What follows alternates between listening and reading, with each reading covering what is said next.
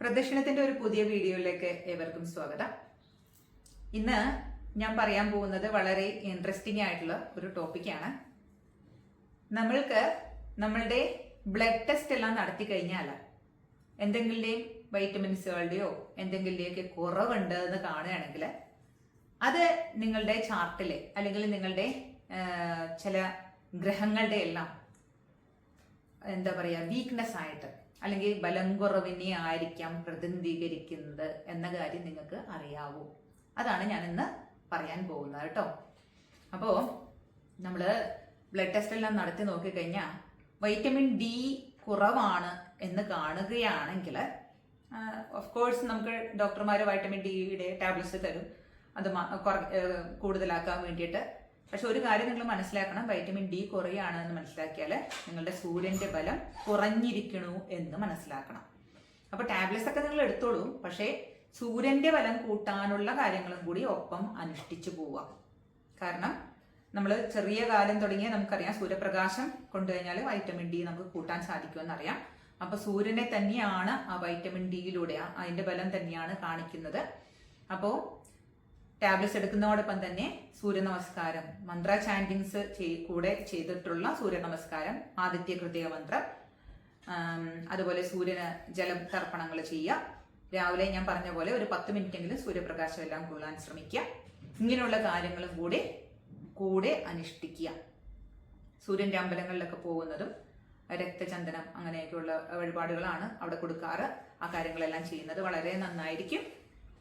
ഇനി അടുത്തത്, നമ്മുടെ ബ്ലഡിൽ വൈറ്റമിൻ B12 കുറവാണ് എന്ന് കാണുകയാണെങ്കിൽ, വൈറ്റമിൻ B12 കുറയുന്നു, അല്ലെങ്കിൽ നിങ്ങളുടെ മസിൽസിനൊക്കെ വീക്ക്നെസ് നമുക്ക് ഫീൽ ചെയ്യുകയാണെങ്കിൽ, നടക്കുമ്പോൾ പേശികൾക്കൊക്കെ വേദന, അതിന് ഒരു ബലക്ഷയമൊക്കെ തോന്നുകയാണെങ്കിൽ അപ്പോൾ മനസ്സിലാക്കുക നിങ്ങളുടെ ചൊവ്വക്ക് ബലം കുറഞ്ഞിരിക്കുന്നു എന്ന് മനസ്സിലാക്കുക.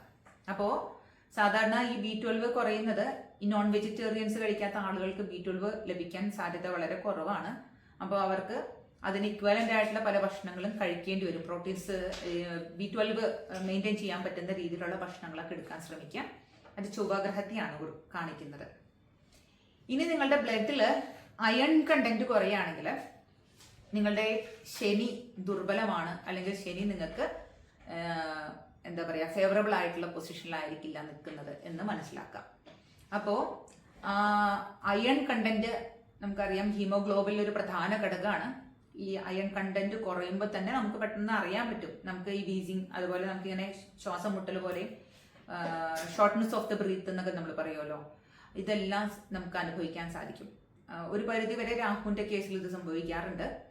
അപ്പോൾ നമ്മൾ ഭക്ഷണത്തിലെല്ലാം എള്ള് ധാരാളമായിട്ട് ഉൾപ്പെടുത്തുക. എള്ള് പാലിൽ ഇട്ട് കുടിക്കുന്നതൊക്കെ നല്ലതാണ്.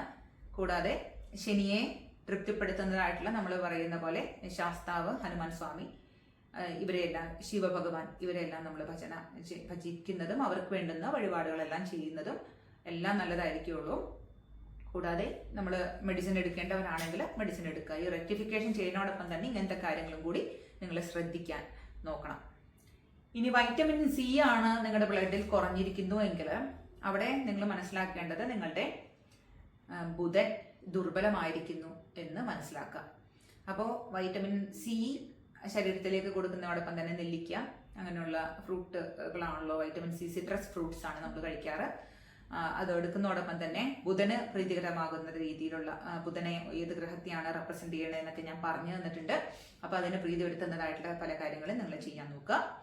പിന്നെ അടുത്തത്, നിങ്ങൾക്ക് ദഹന പ്രശ്നങ്ങൾ, എന്താ പറയുക ഡൈജഷൻ നിങ്ങൾക്ക് പ്രോബ്ലം ആയിട്ട് ഫീൽ ചെയ്യുകയാണെങ്കിൽ, അതുപോലെ വലിയ ഫാറ്റ് വയറിൽ ഇങ്ങനെ കൊഴുപ്പടിയുക, ഡൈജഷൻ പ്രോബ്ലംസ് ഫീൽ ചെയ്യുകയാണെങ്കിൽ നിങ്ങളുടെ ജൂപ്പിറ്റർ ദുർബലമായിരിക്കുന്നു എന്ന് മനസ്സിലാക്കണം. അപ്പോൾ നമ്മൾ അതിനുള്ള പ്രതിവിധികൾ, ഡൈജഷൻ എയ്ഡ്സ് എല്ലാം നമ്മൾ ചെയ്യുന്നതോടൊപ്പം തന്നെ ഈ വ്യാഴത്തെ ശക്തിപ്പെടുത്തുന്നതായിട്ടുള്ള കാര്യങ്ങളും കൂടി ഒരുമിച്ച് ചെയ്യാൻ ശ്രമിക്കുക. ഇനി അടുത്തത്, നിങ്ങൾക്ക് ഇമോഷണൽ മൂഡ് സ്വിങ്ങുകൾ, അതായത് ഇങ്ങനെ പെട്ടെന്ന് നിങ്ങളുടെ മൂഡ് ചേഞ്ച് ചെയ്യുക, ദേഷ്യം വരിക, സങ്കടം വരിക, സന്തോഷം, ഇങ്ങനെ മാറി പെട്ടെന്ന് മൂഡ് ഇങ്ങനെ സ്വിങ് ആയിക്കൊണ്ടിരിക്കുന്നുണ്ടെങ്കിൽ അവിടെ നിങ്ങൾ മനസ്സിലാക്കേണ്ടത് നിങ്ങളുടെ ചന്ദ്രൻ ദുർബലനായിരിക്കുന്നു എന്ന് മനസ്സിലാക്കണം.